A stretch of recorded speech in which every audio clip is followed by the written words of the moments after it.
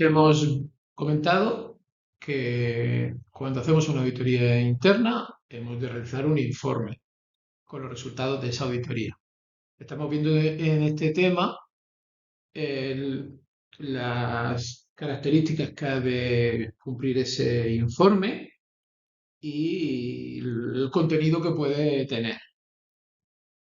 De todas formas, para centrarnos y tener claro cuáles son las cosas más importantes desde el punto de vista de BRC, Packaging Materials, vamos a comentar este cuadro que está sacado de la guía de interpretación en lo que respecta a las auditorías internas y BRC lo plantea como un ejemplo de cómo debería ser un informe de auditoría interna según esta norma.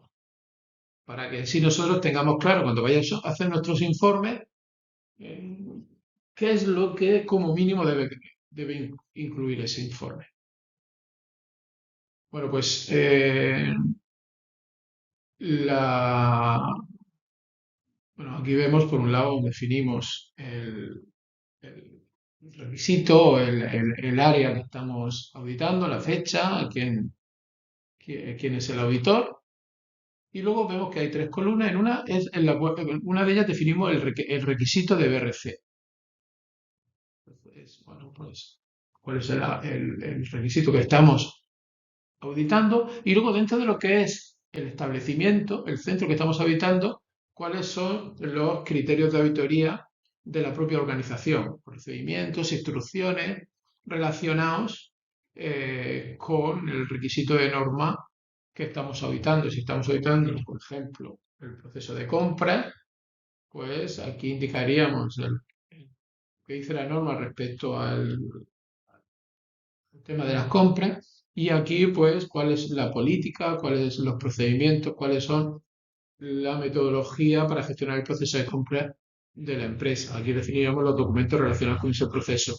Y luego, como recordar que hablábamos que el proceso al final nosotros en la auditoría tenemos que definir si se cumple o no se cumplen estos criterios de auditoría. Pues aquí la, si cumple, sí o no. Y también requisito de norma, evidenciarlo. Nosotros vamos aquí a indicar el por qué decimos que sí cumple, en qué nos basamos, cuál es la evidencia que hemos visto para decir que sí cumple, o si hemos dicho que no, cuál es la evidencia en la que nos basamos para decir que no. En la reunión de cierre que hayamos hecho ya habremos explicado esto y las evidencias en base a las cuales decimos que no cumple.